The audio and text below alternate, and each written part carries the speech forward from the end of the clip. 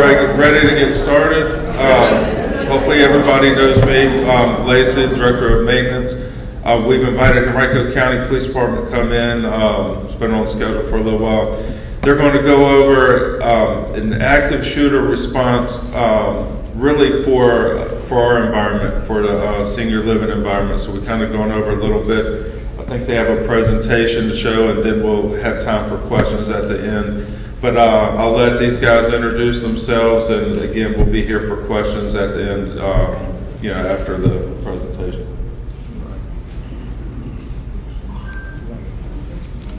So good morning, everybody. My name is Andrew Butler. I've been with Henrico Police for about 12 years now. The past 6, I've been in the community policing unit. This is my partner, Scott Phillips. He's been with the department for about 20 years, and I think 10, 12 in this unit. So we've been getting more and more requests as time has gone on the past few years for active shooter presentations for obvious reasons. If you all watch the news, it sure seems like this is becoming an everyday occurrence somewhere around the country. That seems like one of these is happening. We're not here to try to make you feel alarmed, to scare you into thinking that this might happen today, tomorrow, or next month, or ever for that matter. But just like somebody around the country every day wins the lottery, that doesn't mean that your chances of the lottery are going up, right? Your odds of being part of one of these events is still extraordinarily slim, but the purpose of our presentations is to make you think about what you would do ahead of time, instead of, God forbid, the time ever comes and you've never considered how you're going to react. Because what that leads to is basically freezing up, panicking, and you just hunker down in a shell and make yourself an easy target, and that's what we don't want. So what we're going to do is, for the next 30 minutes to an hour, we're going to run through a quick presentation to try to give you guys some options of what you can do if the time ever does come. So we try to keep this pretty informal. As I'm sure you'll see at some point, my partner finds a way to bring humor to a serious topic. It's not meant to be insensitive, but we try to make these as informal to make people feel as relaxed as possible and open ourselves up to questions at the end. So thank you all for being here, and we'll go ahead and get started.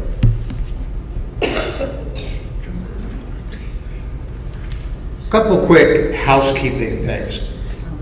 Talking at this tone of voice, can everyone hear okay?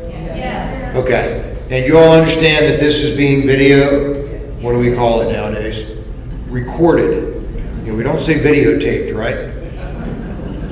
Although in this crowd I can say videotaped. Yeah. Okay, yeah, we're being videoed. So we are kind of restricted to stay between my hat and the podium.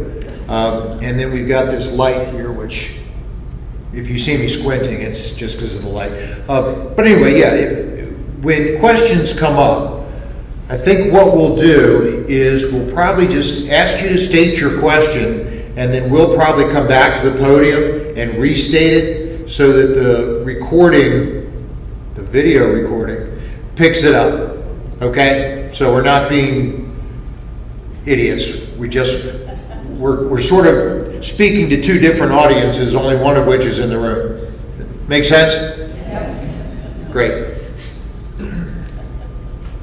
So some of these things are going to seem like common sense, and some will not. So some signs of an active shooter event. Obviously, if you hear gunshots and see bullet holes, obviously an obvious sign that a gun has been fired. There's not always going to be like you'd see in the movies where people are running and screaming. Referencing one of the earliest ones, Virginia Tech, when first responders first went into that building, they couldn't believe how eerily quiet everything was. And it's not because everybody had been killed. The people that were alive basically played possum. So that is a possibility also. It's basically trying to hide from the shooter, and hopefully they'll bypass them. So 3 stages of response. Nobody expects that this is going to happen to them. You guys have all lived long lives and, been through some crazy things, I'm sure, and this is not something that you would think would ever happen. And this is not the type of place where we would expect something like this to happen. It's primarily seen in schools, places of business, things of that nature. But again, that being said, it could happen. But if you are in here one day and you're in the dining hall or the fellowship hall, whatever the case may be, and you hear what sounds like gunfire, we don't want you spending too terribly much time sitting there deliberating, is that really what I think it is? Seconds count in these situations, right? If you spend 30 seconds talking to your friends, is that gunshots? That's 30 seconds that you could have used to put yourself in a safer position. So most likely in this situation, you're going to hear panic, you're going to hear screaming, you're going to see people running away. So once you realize that that is what's going on, we want you to go quickly into the deliberation stage, which we're going to give you some quick options. Nothing that we can tell you here today guarantees your safety. I would love nothing more than to be able to do that, but in reality, I'm assuming that everybody in here is probably not armed, I would hope. And at the end of the day, the best way to stop a bad guy with a gun is a good guy with a gun. That's where we come in. So once we get that first call, realistically speaking, and in Western Henrico, I would be amazed if it took any more than 5 minutes for us to get somebody here. But in that situation, 5 minutes is going to be an eternity where you guys are on your own. So we're going to try to help you make it through those 5 minutes and protect yourselves as best as possible. So deliberation. Make a decision on what you're going to do, decisive action. Sorry, I don't know, that screen doesn't show it. I've got a little blurb that's blocking my thing here. All right, so make a decision.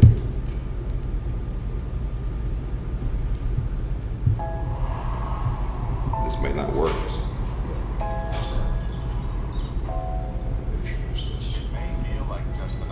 Push and pause, it's not doing anything. Sorry, we have a video that usually, I guess it is playing, but I guess nobody can hear it. So we'll just skip over that. It's just a question. Give us 1 second, and let's see if we can't make the audio for the video work on this video. In worst case, run your speaker up. Is your speaker on full volume? So anyway, the video we're going to show was produced by, I think, the City of Houston Police Department with Homeland Security. It is not an actual event. It's totally staged, but it's very realistic. But occasionally, life feels more like an action movie than reality. The authorities are working hard to protect you and to protect our public spaces.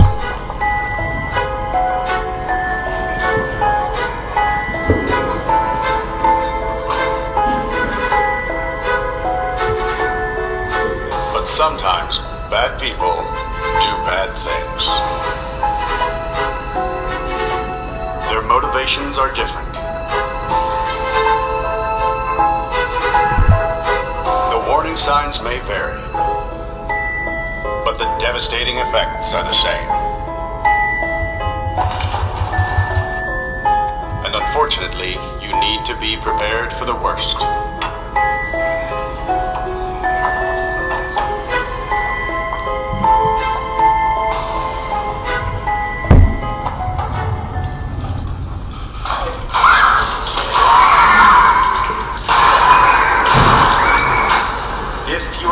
Find yourself in the middle of an active shooter event.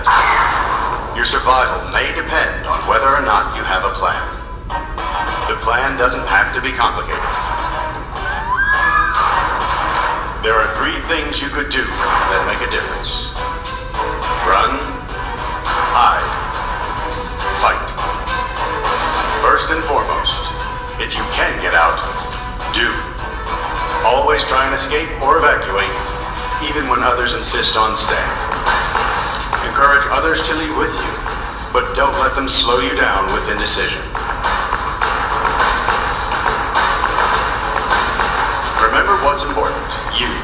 not your stuff. Leave your belongings behind and try to find a way to get out safely. Trying to get yourself out of harm's way needs to be your number one priority. No, stop at that! Stop at that! Wait! Once you are out of the line of fire, try to prevent others from walking into the danger zone and call 911. Yes, sir. Washington.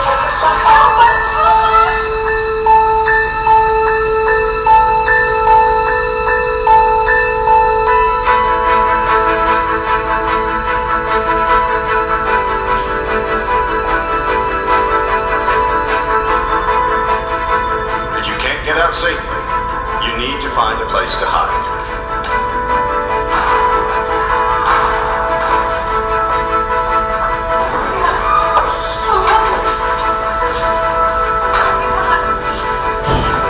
Act quickly and quietly. Try to secure your hiding place the best you can. Turn out lights, and if possible, remember to lock doors. Silence your ringer and vibration mode on your cell phone.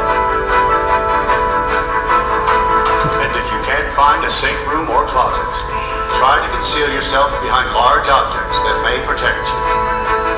Do your best to remain quiet and calm.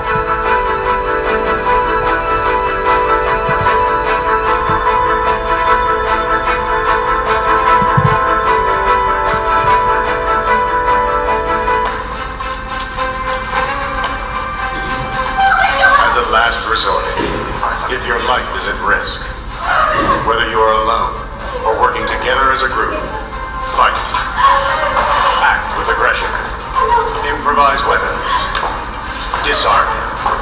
And commit to taking the shooter down, no matter what.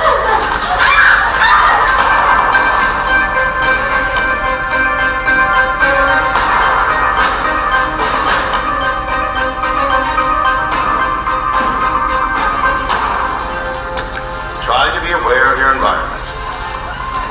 Always have an exit plan.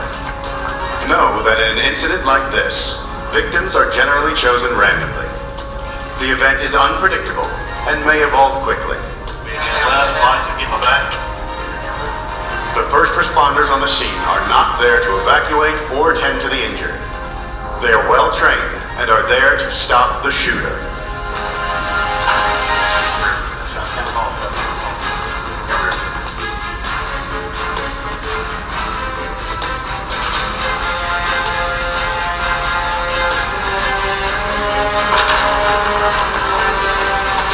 Your actions can make a difference for your safety and survival.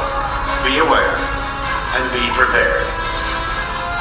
And if you find yourself facing an active shooter, there are 3 key things you need to remember to survive. Run, hide, fight.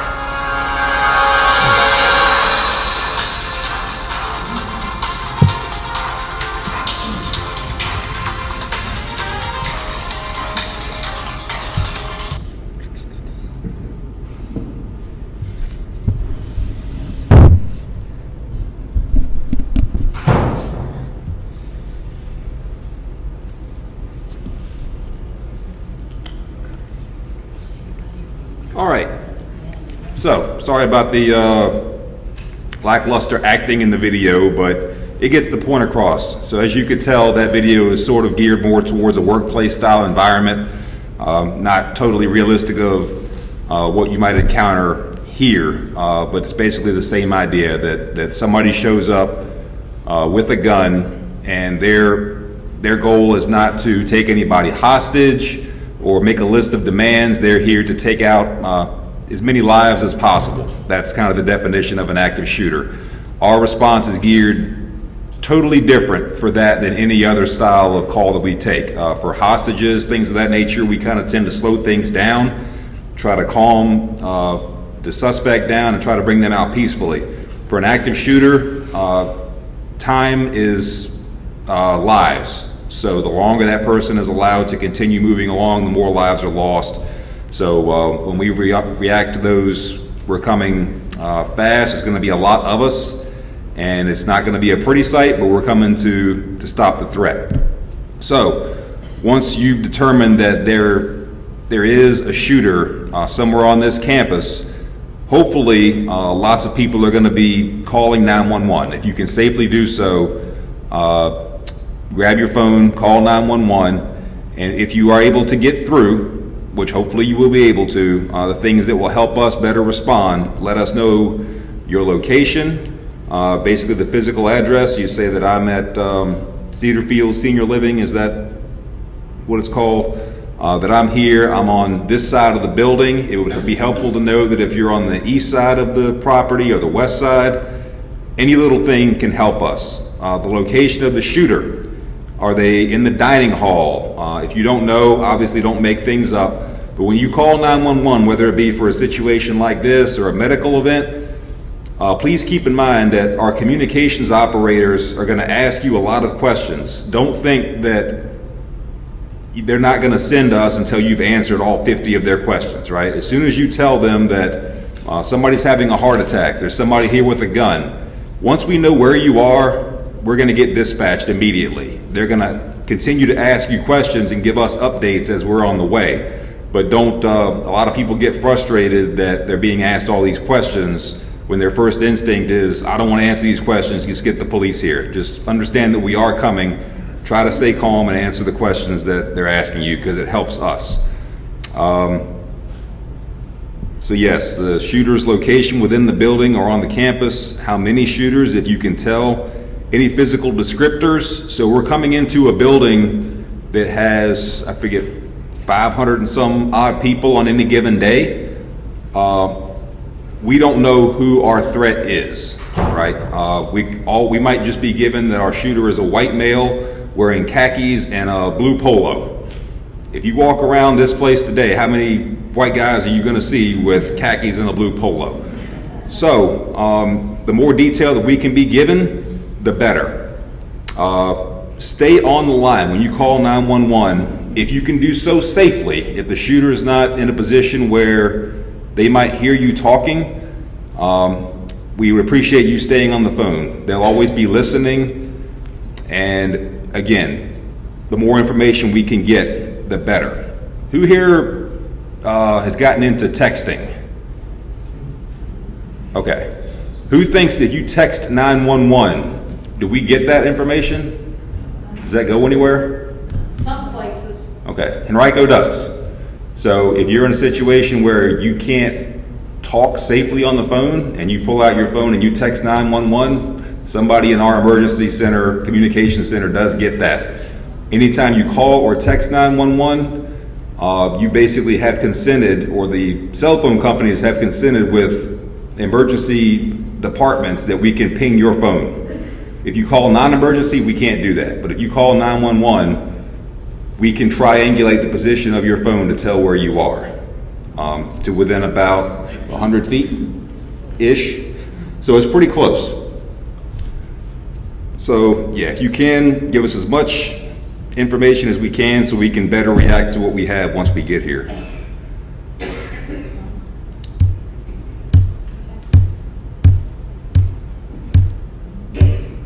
So, obviously, our presentation is kind of geared towards, businesses, daycares, things of that nature. We haven't given this to residents in a senior living facility, but we do teach run, hide, fight. Everybody in this room probably has different physical capabilities of what you can do. So we're going to run through all three of these real quick. You have to decide what you think is your best option, right? If you're limited to how well you can walk, or if you're using a walker or a wheelchair, maybe it won't be your best option, but it's something just to consider. Have an escape route in mind. You guys live here, so know where your exits are. Know where you're going to go if you hear something happening. What rooms you can go into that give you somewhere where you can get behind a locked door. We're going to talk about hiding in a minute. Leave your belongings behind. Don't worry about stuff. We'll get stuff later. That can all be replaced. Again, seconds count. If you can help others escape, do so, but understand that it also costs time. If you have somebody that is panicking and they're just sitting there screaming and they're refusing to move, I know it's easy to stand here and say, but if they're not willing to work with you and be reasonable, leave them behind. I know that's a hard thing to say, but if anybody that's ever flown on an airplane, in the little safety briefing at the beginning of every flight, they tell you when the oxygen masks drop down, always put your mask on first before you help somebody else. It's kind of the same idea. So try to help others, but just understand that that comes with the risk of putting yourself in greater danger if somebody's not willing to work with you.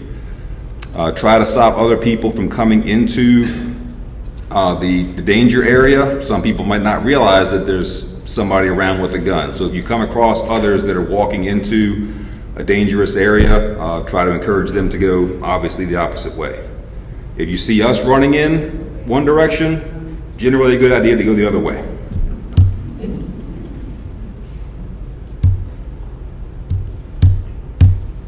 So this may be the most practical option that we have for some of you all.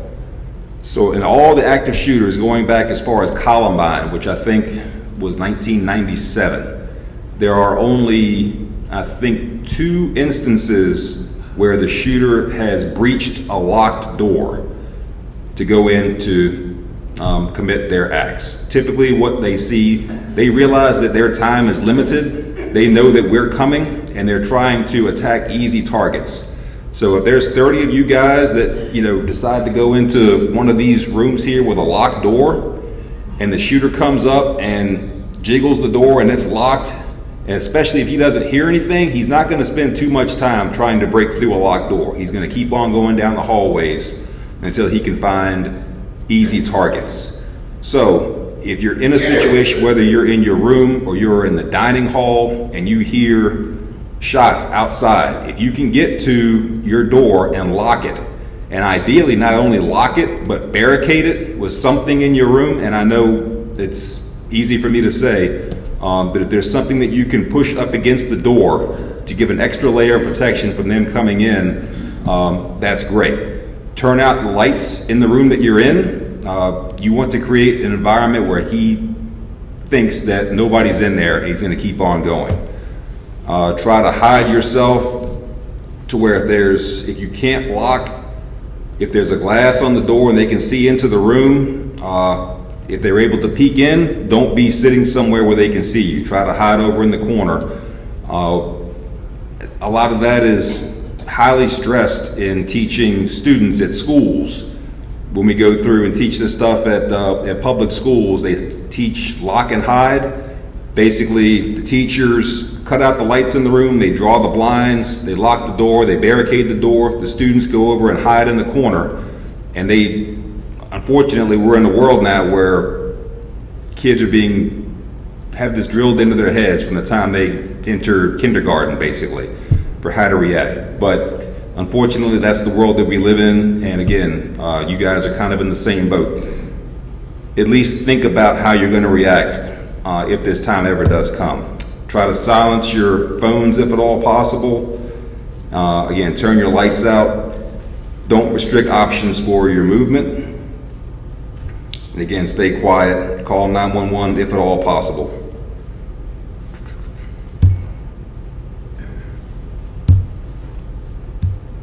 So, fighting. Last resort, sorry.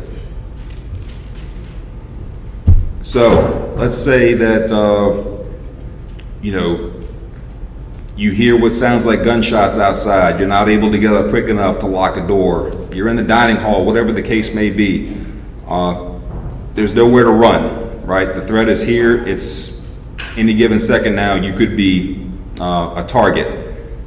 You can't hide. What can you do? All right. So again, the best way to stop a bad guy with a gun is a good guy. We're coming. You guys need to figure out how you can protect yourselves in that first few minutes before we get here. What can be used as a weapon? How about a different way of phrasing it? Can anything not be used as a weapon? Answer is no. All bets are off.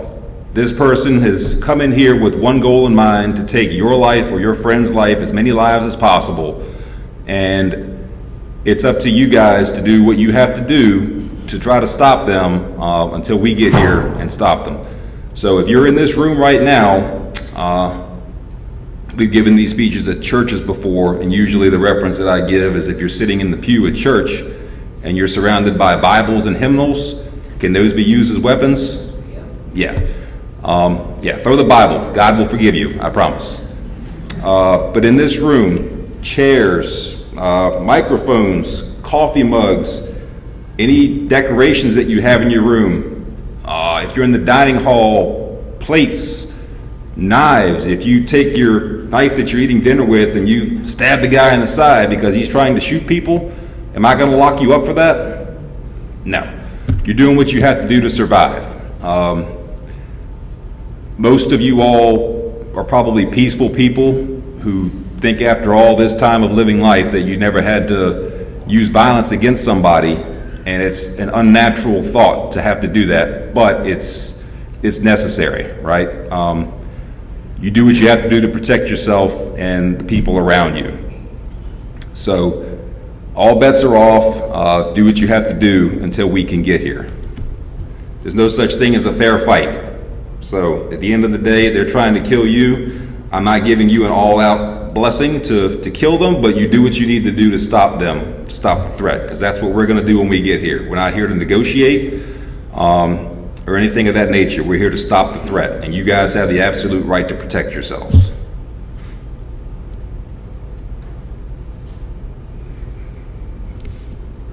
Want to take over for a while? Keep going. Sure. Scott will talk a little bit about what to expect from us when we get here.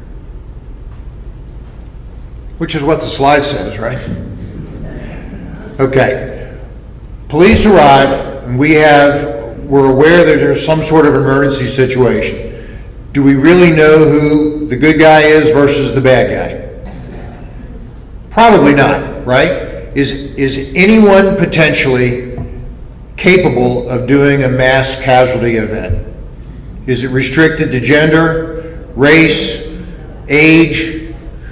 Not really. No, we haven't seen too many 4-year-olds go off the deep end and start wiping out their nursery school classrooms, which is not a challenge because given the way things have been the last few years, it could happen. But no, I mean, mostly what we would expect is youngish men are the usual perpetrators of these crimes. But by no means is it 100%. Ladies, I challenge you. Let's bring the numbers. Let's get the numbers even, okay? This is all part of the equality movement. Thank you for laughing.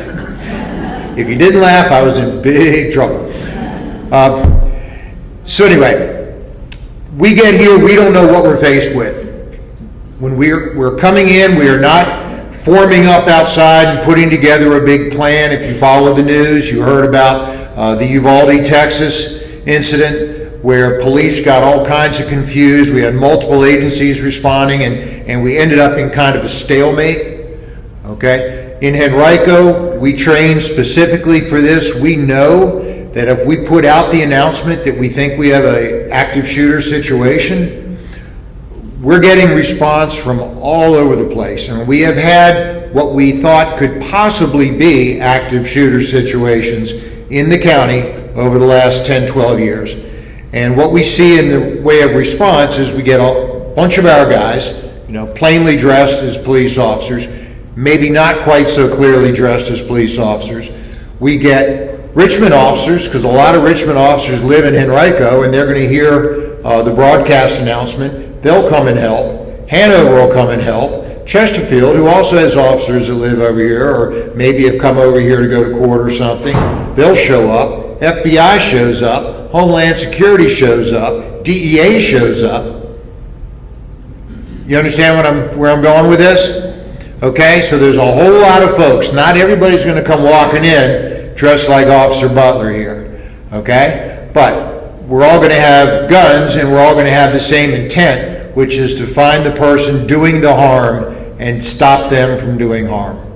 All right? So the video shows it, and it's a harsh reality. We are not coming in and checking on the wounded person laying at our feet in the first pass. Our sole mission is to come in and find the bad person and stop them from doing harm. All right? So we are stepping over injured people. I'm sorry, that's the way it is. All right? Because if we're tending to the injured and then we get executed, what have we really accomplished? The injured person is still injured, right? Except now I'm possibly laying on top of them. So come in, and that's what we do. Now, if you're leaving the facility or the area where the problem is, okay, as we're coming in, what do we want to make sure of as people run past us? We like to make sure they're not the bad guy, right? Okay? And again, gender, there's a high likelihood it's a male, but it's not an absolute. So, if you come running past us, we would beseech you, because I like to use old-fashioned words, please have empty hands. The lady over here gestured. Okay? Running out and having, let's say, your cell phone in your hand, and you're holding it up saying, "It's not me." Well, you know, could an excited officer think that maybe this doesn't look quite like a cell phone that day? Absolutely. All right? So cell phone in the pocket, cell phone on the ground. An officer might say, "Get on the ground." What should you do at that point? Here are the options. Get on the ground, stop and have a discussion about it, and explain to them how you pay their salary and that you don't feel like getting on the ground because dry cleaning isn't cheap. Or three, just say no habla and keep running. Okay, yeah, please do what we ask. Okay, it may not be the most polite request as far as phrasing and enunciation goes, but please just cooperate with us. We'll come back afterwards and tender apologies if need be. All right? But the safest person is the person that's on the ground, their hands are out and empty. There's almost nothing they can do to hurt me at that point. Make sense? I mean, they can call me names, I guess, but that bounces off after a few years in this job. So, do what we ask, okay? If we see you running past, I mean, and frankly, if it was this group, you know, demographically, it is highly unlikely that any of you would ever be capable of one of these atrocities. All right, so we may say, you know, go to that green truck, the big fire truck. Might be red, all depends on which squad shows up. So go to the green truck and we'll gather everyone there, because ultimately we will get the scene stabilized and we want to calm things down and take an accounting of who's where. All right, so work with us, please. Have thick skin that day. Just do what we ask, and that keeps everybody safest. Fair enough? And then once we get through and hopefully find the bad people, person or people, and get them neutralized, that's our politically correct word for it. Okay? Get them to stop doing any more harm. Then we're going to come back through with our, hopefully by this point, we'll have our full SWAT team complement. They're going to come back through and they're going to go in every space in the affected area. You know, assuming it's a building, we're going to go in every space, every closet, every cupboard, everything, to look for additional bad people and any other little surprises the bad people may have left us. I mean, Columbine showed us that these folks will come in and not only be armed personally, but they also left behind some pipe bombs and stuff, hoping to do additional damage, primarily aimed at first responders who came, be it fire department, police department, whatever. So we're going to come through and check for that. And as we're doing that and we start clearing areas of the building, fire department comes in right behind us and starts tending to the wounded. All right? It's a harsh reality, but it's one we're stuck with at the moment. Okay? So, again, echoing back to what Officer Butler was talking about, you know, let's take this room for instance. Okay, is this room kind of tough to secure? We've got 100+ people in here of modest mobility, let's call it. Okay, no track stars probably in the room, certainly not us. So what can we do? Someone pops in that door and starts shooting. What's our best option? 100 people run at this door? What's going to happen? Exactly. Yeah, it's just going to be a roadblock. Okay, one person is going to get shoved and fall forward, the next person falls on top, and pretty soon we have a totally blocked doorway. So, are there options? We've got these doors, we've got windows, we've got the stage, we've got a curtain. Well, the curtain won't stop a bullet, but very few people, bad guys, will shoot through something to get to somebody else. Okay, there was a study done years ago. I mean, I haven't been able to find it since I started work with Enrico. This is back when I worked at another agency. But some psychologists got together and they gathered up some students and said, okay, here's the drill. They gave a student a fake gun, obviously fake gun. They weren't pretending, they were just going to pretend. And the student was told, okay, we're going to put you in the room and there's going to be a person across from you, just 5 feet away. We want you to shoot them. Pretty straightforward. The victim was given a sheet of white paper, plain old Xerox, well, can't say Xerox. Can we say white paper? Yeah, plain old sheet of paper, okay? And so the student would walk in and the proctor would say, ready, set, go. And the student would point the gun out and the other person would hold up the sheet of paper. And here's what the students all did. Truly, do bullets go through paper? Oh yeah, quite easily. You know, we learn that every year when we go to shoot at the range. They go through paper just fine. But yeah, folks are inclined to try to, they figure that a bullet needs to see where it's going. Do bullets have eyes? Never seen one that did, but I guess it's possible. So anyway, yeah, find what we call cover. Okay, you've got concealment and cover. Concealment means the bad guy can't see you. And that's good. It's not ideal, but it's good. Cover would be like having a piano between you and the bad guy. Can't shoot through a piano. There's too much good hard material in there. So concealment's good. On the stage, behind the curtain, and obviously there's, we've got the exit door over here. So move to the exit. What if we heard it out in the hallway? Can we lock these doors down? Probably not. What kind of doors, what activates them? The push bar, right? Okay, usually to lock out a push bar, what do you need? It's usually a little bit of an Allen wrench. It comes up underneath and releases the actual lock mechanism. Okay, anybody carrying their Allen wrenches today in their purse? No. Not surprised. Okay, what could we do to secure this room? Real quick, I wanted y'all to, if nothing else, I want you to leave this talk with a frame of mind that's, you start playing what we call the what if game. Okay? What if I'm in this room and something bad happens? What could I do? What if I'm at the Kroger and something happens? What if I'm at the YMCA or my doctor's office or church and something happens? What are my options? Okay? So in this room, let's say it's outside the room for right now. The response was play dead, and yeah, that is an option, but the bad guy's not in this room right now. So I would say let's protect our space as best we can. If the guy gets in, then play dead might be a good option. So what can we do to protect this space? Organ bench in front of the door. Organ bench. How about 20 chairs? Do they have to be stacked neatly? No. Maintenance folks might not like me for this, but no. Build a nice pile right there, okay? Something that the bad guy has to work his way through, all right? These guys, when they do these crimes, they do not expect to go home.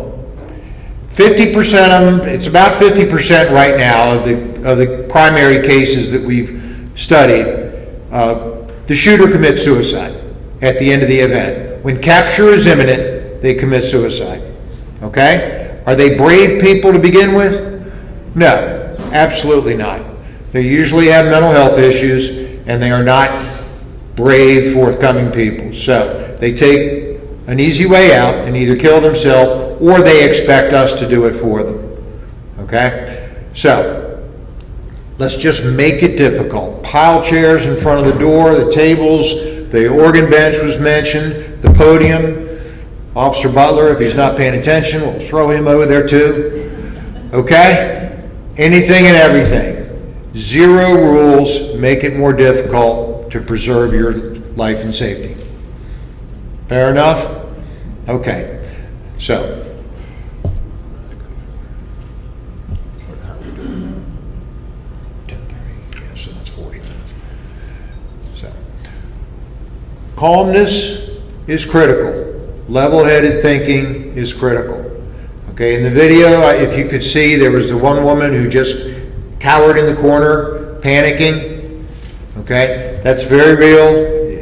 It will most certainly, in a group of 100, I'm sure odds are we'd have a couple of folks who just freeze in place. And that's natural. It's just the way that person is wired. So be it. We can't do a lot for them. Okay? You can't talk them out of hysteria. Hysteria takes time to cycle through if someone gets to that point. So, let that be, but stay as calm as you can, calculated, preserve your own safety, and then once you're in a relatively safe position, if you can help others, that's wonderful.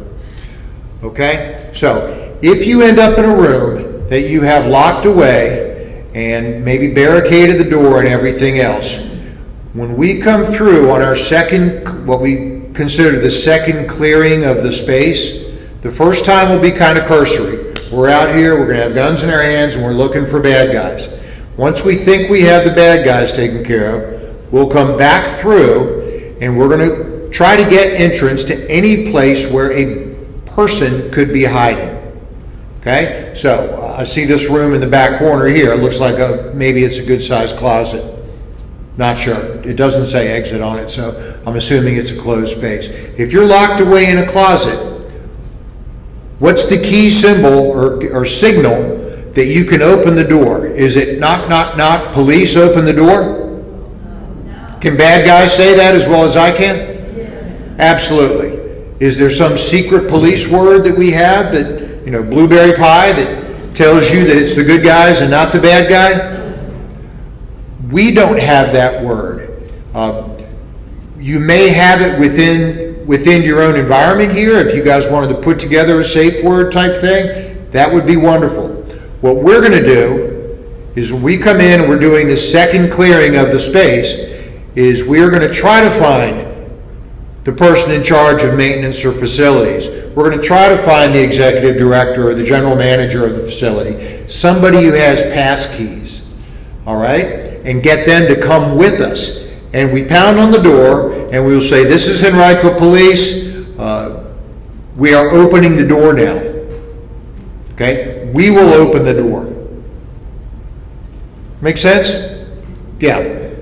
We don't expect you to believe us. There's no magic word. We will get the door open. Okay? If we don't have the pass key, do we have other ways of opening doors?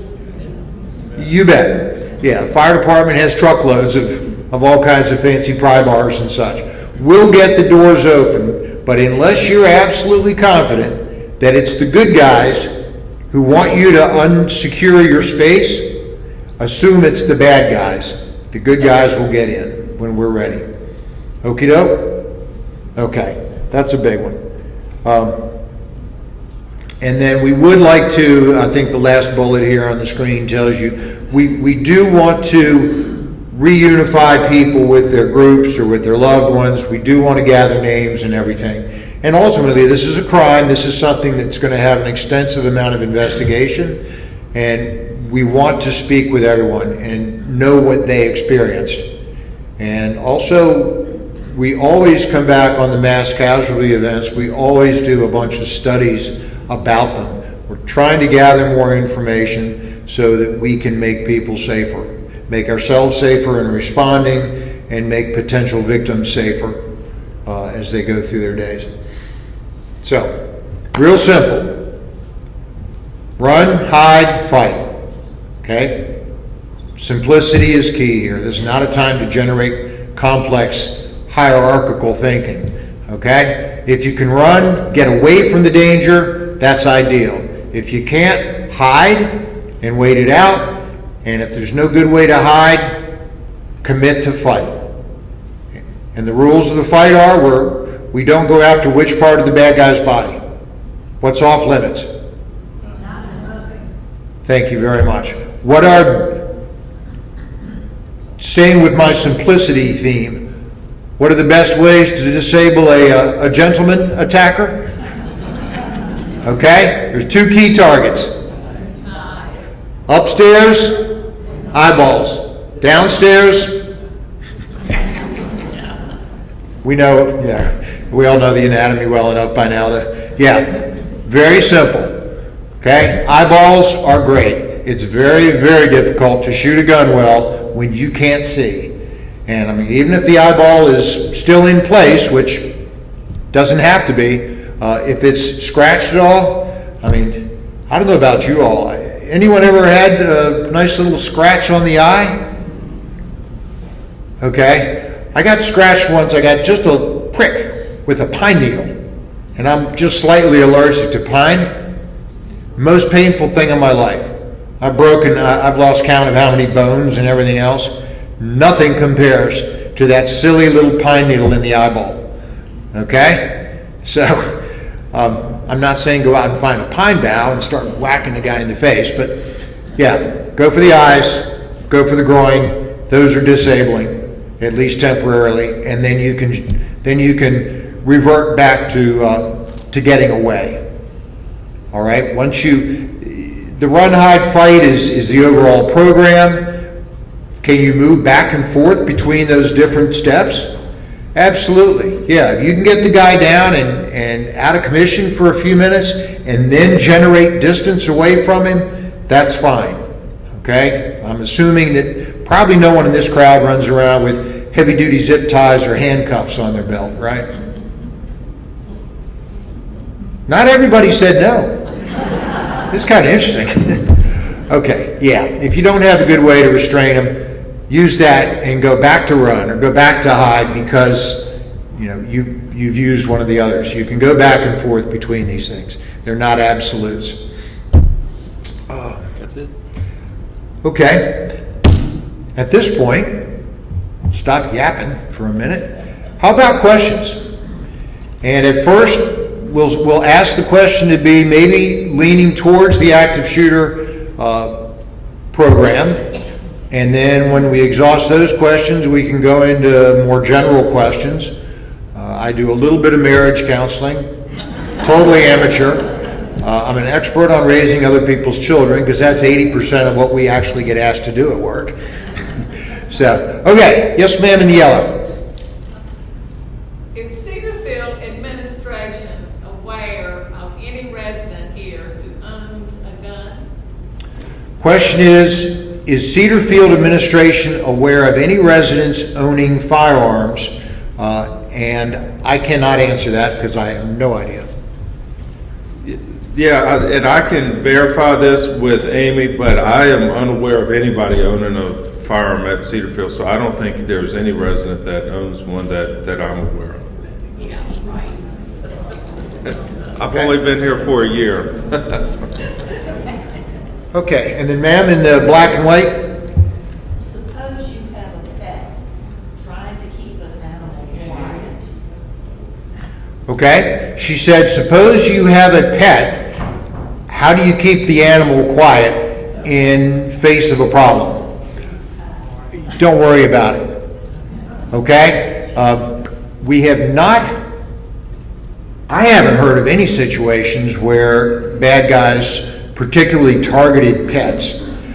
If it's a big enough pet or it's a smaller pet with a disturbingly significant bark, that's wonderful. Pets, dogs especially, cats, not a fan. Dogs are great protectors. It's an instinct for most of them, for most breeds, number one. And number two is majority of the bad guys we deal with, even if they own big vicious dogs, are not comfortable with vicious dogs. It's kind of funny. So you'll see this guy, he's got a backyard full of the most vicious pit bulls. We show up with one of our German Shepherds, a perfectly trained animal, and they're terrified. Terrified. So yeah, let the dog do his thing, because it might just discourage the bad guy to go elsewhere. And this is not only for active shooter, this is for home burglaries too. It's rare that we see a home get broken into that has a awake, not overfed and sleepy dog in it. Can happen, but generally dogs are a very good deterrent to criminals. Any more questions? Okay, we'll start in the front here. If we call 911, is it ever busy if a lot of people are calling? What happens? If you call 911, we have a limited number of 911 operators, yes. Okay, so in terms of a large-scale emergency, do we know that we're going to get, let's say a plane went down out near the airport. We're going to get hundreds and hundreds of 911 calls for that, right? We know that. Our operators are trained to respond. They have protocols to follow about what to do in case of that. So you can stay on the line. We will try to get through to you. If you carry the smartphone, the texting thing is wonderful. Okay, a dispatcher can handle multiple texts at one time, but whereas they can only handle really one voice conversation at a time. So if you call in and you're getting onto the hold system, most likely it means that 24 other people are calling about the same problem at the same time. So that's fine, but go ahead and give us the text message. At Cedar Field, in the fellowship hall, heard shots behind the building. Send help. Okay? Please don't use a lot of emojis. Those are sometimes hard to interpret. I think, yes sir, on the end there. Okay, I'm in my room watching the Steelers play up on the 4th floor. And somebody's shooting down here, and there's a meeting down here in this room, and somebody's shooting. I don't know what's going on. Do you know of situations where facilities have the ability to notify everybody that the shooter active? Okay, that's a good question. So this gentleman's saying that he's up on the 4th floor watching maybe one of the better football teams consistently in the country, Pittsburgh Steelers. My in-laws are Pittsburghers, so we're Steelers fans. 4th floor, he thinks there's shooting or an event maybe happening on the 1st floor. Is there a way that the facility can notify everyone that there is a problem? And again, for that, I'm going to defer to your facilities expert. So, to answer the question, there is a way through the Call 'em All system. So we are able to get on the Call 'em All and send a phone call out to send it to everybody. The problem is going to be the timing and getting the phone call out and getting somebody that's aware of the situation, being able to get on and make the phone call. So I would think that realistically, the timing may come after the fact. By the time the phone call went out, the situation should be neutralized. So I would think that we do have the capability. It's just, can we get somebody on there to make the phone call instead of helping respond to the incident? So we do have the capability, it's just the timing. Lacey, how about the security doors? What will trigger their being closed? The security doors to try to what would trigger the security doors to be closed. So we're in the process, and hopefully it'll start within the next 2 weeks, of putting a whole new card reader system in. I will have to get with the company and see. There should be a way that if something happens, that we can push a button and it will trigger for all the doors that are on these fobs to be locked. And I want to follow up with that too. So we do have push buttons for emergencies like this. They're under a little cover, so they're not going to be accidentally hit, but there are buttons throughout the facility that if something like this were to happen and Karen or somebody else hits this, the concierge hits this button, like they talked about, everybody's on their way. And I think it happened a couple years ago before my time, but if we accidentally hit that button, everybody's on their way to respond. So that is a way to get that for us. We do want everybody to still call 911, but we also have stuff in place to hit this button and everybody's going to be on their way, hopefully a little bit quicker. Yes, ma'am, in the back. Emergency, will the elevators be working? The question was, during emergency, will the elevators be working? Yes, they will. So everything's going to go on. In a situation like this, yes, everything will be working as it is. There's not going to be anything that gets shut down. Elevators just fire. Yeah. If you live in an apartment, wouldn't the best thing just be to stay where you are? Most likely. Yes, ma'am. Lock the door. You can lock your door. I don't think, you all don't have any sort of windows or side lights next to the, you do? We do, okay? So what we would advocate for that is figure out some quick system to cover that. Okay, if you already have a drape on it or tinting or whatever, that would be wonderful. Otherwise, I know that in most of our schools, most of our classroom buildings do have a built-in window in the door. And what the teachers will do is they'll just keep a little strip of dark fabric taped above the door. And if need be, they pull the little tie and the fabric drops down and you can't see through it. Okay, so door locked, maybe a little barricade or a little Charlie bar type thing on it if need be. Piece of furniture in front of it. You get quiet. Keep everybody else quiet. Even if it's a really good game, turn the volume down. So the TV suggests occupancy, right? And other noises, music, whatever. Most people don't play TV or music in their dwelling when they're not there. So turn that stuff down and then just be quiet. Again, 911 and just stay on the line.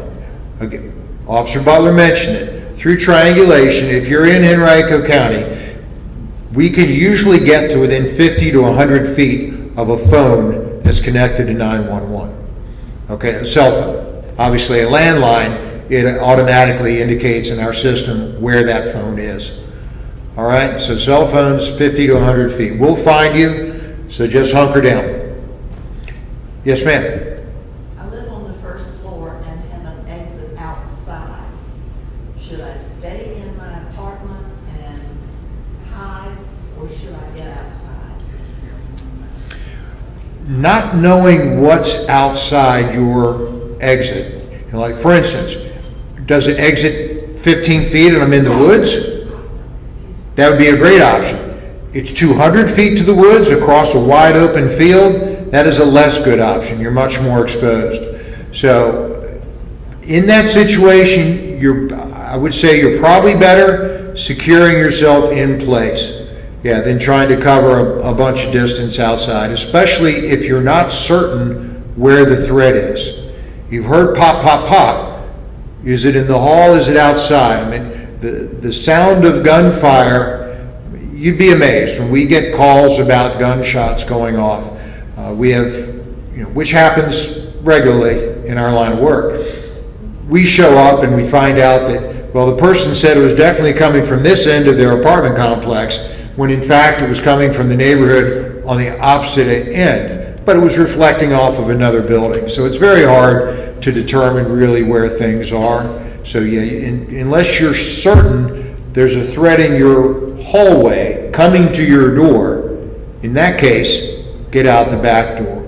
But otherwise, no, I think you're much better served. Shelter the front door, get in the bathroom, lock that down, and then what's pretty much the safest thing in the bathroom? Remember this from the old bomb shelter things, right? Yeah, the tub.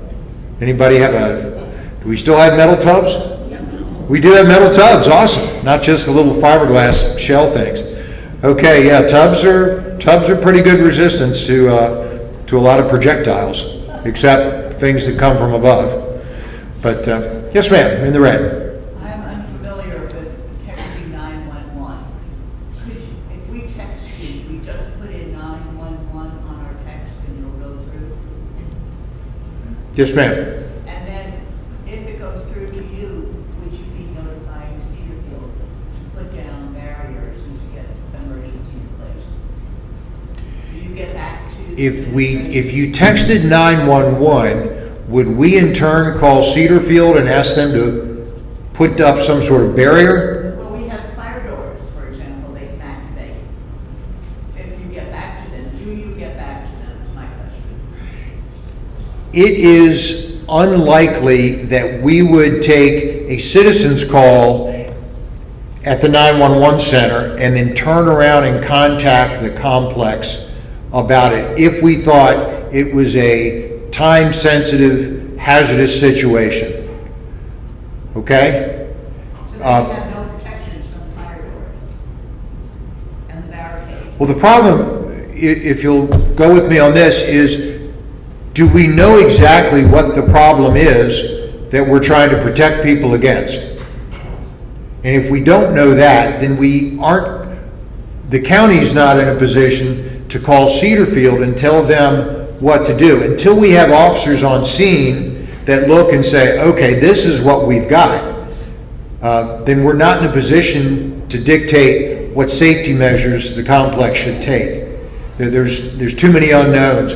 We don't want to call in there and say, well, there was some popping sound, and tell everybody to shelter in place when in fact there was a fire event. And folks could have easily evacuated, but they didn't because we thought it was a different type of problem. So usually what we'll do is 911 system absorbs the information, disseminates it to the people in the field, guys like us. We get there and then we update 911 and we will make the request. Hey, would you please call Cedarfield and tell them that we need this done, or we need access to the maintenance director or something like that. Yes, ma'am. Have you or will you rearrange the plans with security at our front gate? One thing too, it's hard to find a way around Cedarfield. I know you have some methods to do that, but people at the front gate can't direct you to where you should go.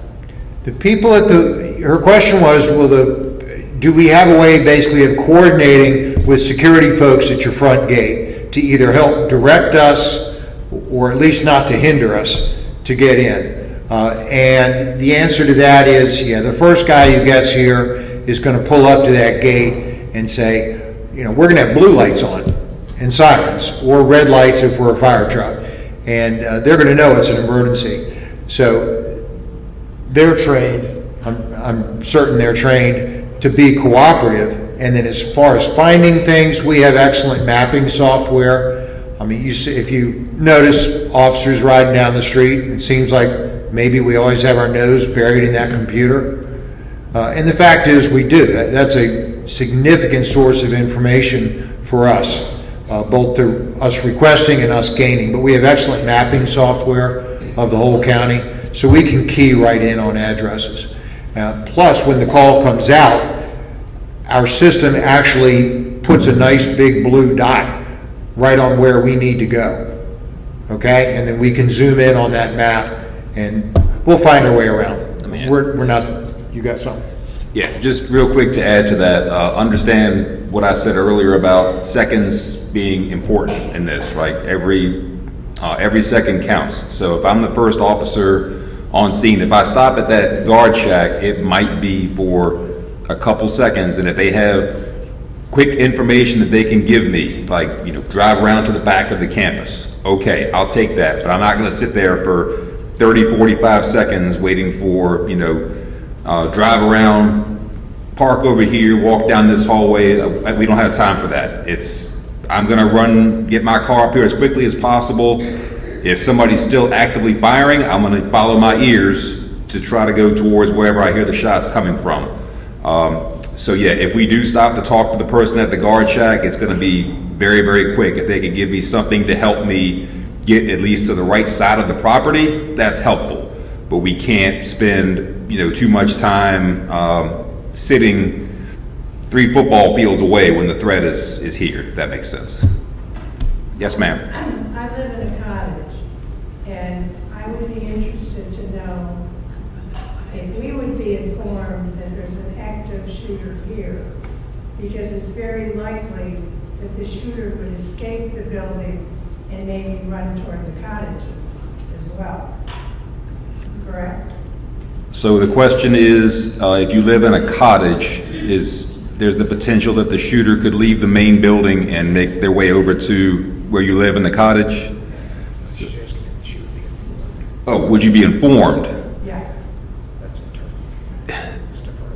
The easiest way I can put that is that you probably will be, but by the time those things start, that process works its way through, the event will more than likely be over, right?